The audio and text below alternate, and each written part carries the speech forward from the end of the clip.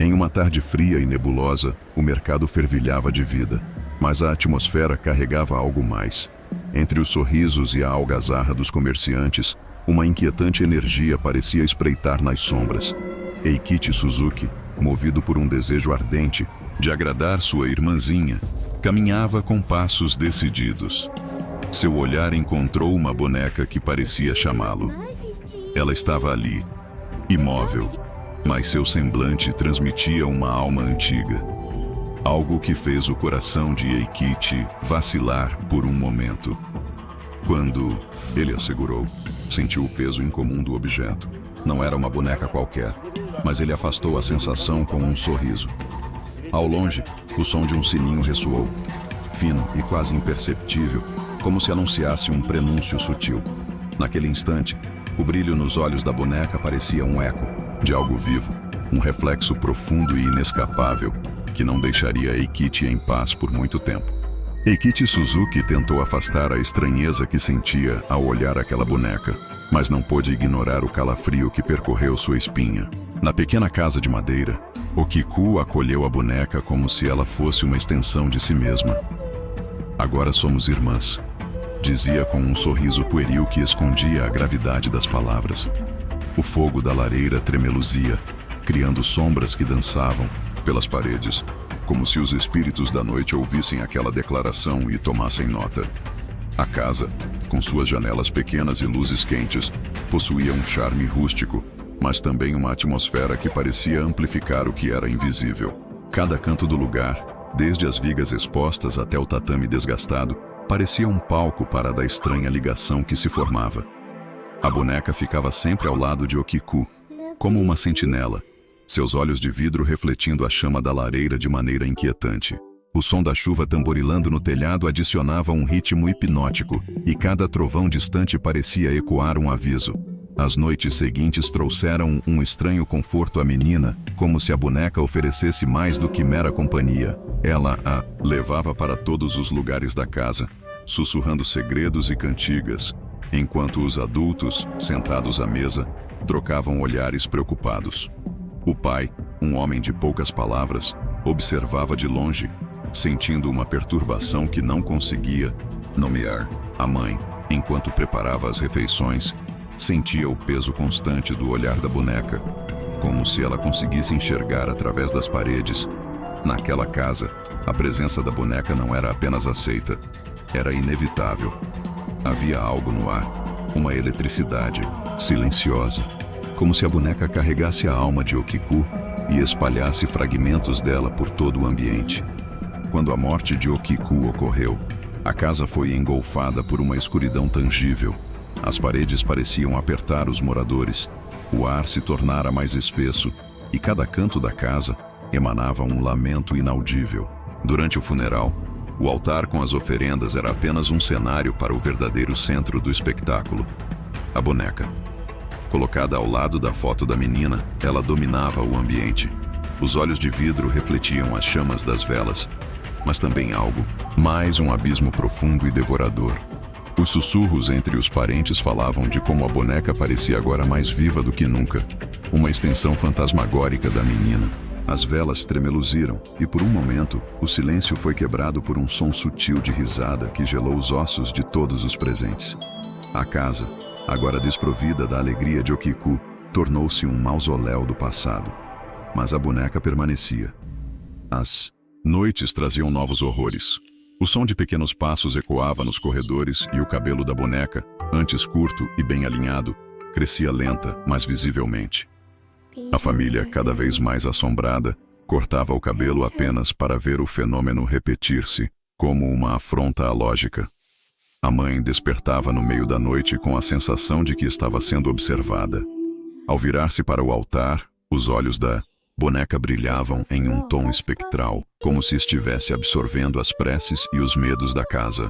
Cada corte no cabelo era uma tentativa vã de restabelecer a normalidade. Mas ao invés disso, parecia que cada fio crescia como um grito silencioso, proclamando que Okiku não tinha partido de verdade. Eikichi, agora mais abatido, começou a ter sonhos perturbadores.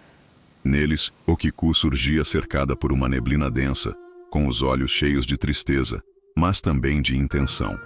Cuide dela, dizia a menina em sua voz infantil, mas havia algo em seu tom que não era humano. Ao acordar, a boneca estava sempre mais próxima dele do que deveria estar, como se houvesse atravessado a sala por vontade própria. Os passos nos corredores tornaram-se mais altos, mais insistentes, e os sussurros preenchiam o silêncio da casa, como uma música macabra que apenas Eikiti parecia ouvir claramente. Cada movimento da boneca carregava um peso psicológico insuportável. Ela não era apenas uma lembrança de Okiku, mas sua presença definitiva e inescapável. Eikiti perambulava pela casa inquieto e não dormia por várias noites. Às vezes, se via em corredores sem fim, e em segundos estava parado à frente da boneca, que o observava friamente e imóvel. Mas ele a percebia como uma coisa viva que pulsava, corrompendo a atmosfera da casa. Já estava perdendo a noção da realidade quando seus pais decidirão levar a boneca até ao templo budista da cidade para ser guardada. No templo budista, o monge olhou para a boneca com um misto de respeito e inquietação. Ele sabia, como todos ali, que o objeto carregava algo muito além do tangível. Espíritos inquietos podem se agarrar a coisas que amam, disse, enquanto examinava o cabelo humano que crescia. O ritual foi uma tentativa desesperada de apaziguar o que habitava na boneca. Mas enquanto os sutras eram entoados, o ambiente parecia mudar. O ar ficou denso, quase sufocante, e o som das orações ecoava de maneira estranha, como se fosse absorvido e devolvido por algo invisível. Quando o ritual terminou, a família percebeu que, embora o monge fosse bem intencionado, a boneca permanecia imutável, observando-os de dentro de sua caixa de vidro com olhos que pareciam sussurrar segredos sombrios. O cabelo continuava a crescer, como uma afronta direta aos limites do natural. Cientistas analisaram uma amostra e confirmaram o que os monges e a família já sabiam. Era cabelo humano. Mas o mistério não residia apenas na matéria. Havia algo nos fios, uma energia indizível que parecia pulsar com vida própria. Visitantes do templo começaram a relatar sensações de serem observados, de ouvir risadas infantis ao longe e de ver a boneca mover-se ligeiramente dentro da caixa. Para alguns, a experiência foi tão intensa que juraram nunca mais voltar. Mas para outros, a boneca tornara-se um símbolo não de terror, mas de uma conexão imortal entre o amor de uma irmã e o mundo dos mortos. O cabelo da boneca, conhecida como Okiku, era cortado regularmente, mas de uma forma surpreendente. Ele continuava a crescer de maneira inexplicável. Este fenômeno único não passou despercebido, atraindo uma grande quantidade de visitantes e curiosos ao templo onde a boneca estava guardada. A cada corte, o cabelo voltava a crescer, desafiando a lógica e deixando todos ao redor perplexos. Mechas de cabelo, que caíam ou eram aparadas, eram cuidadosamente expostas ao lado da boneca, como um lembrete visual do mistério que cercava aquela figura aparentemente inofensiva.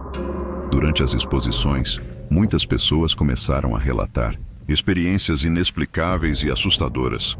Alguns afirmavam sentir uma sensação estranha no ar, como se algo os observasse, enquanto outros viam o cabelo da boneca crescer ainda mais durante a noite. Esses relatos carregados de medo e curiosidade fizeram com que a história de Okiku se espalhasse rapidamente, deixando a boneca famosa não apenas no Japão, mas em várias partes do mundo, como um símbolo de algo sobrenatural e inexplicável, alimentando lendas e mistérios que intrigam ainda hoje aqueles que ouvem falar dela.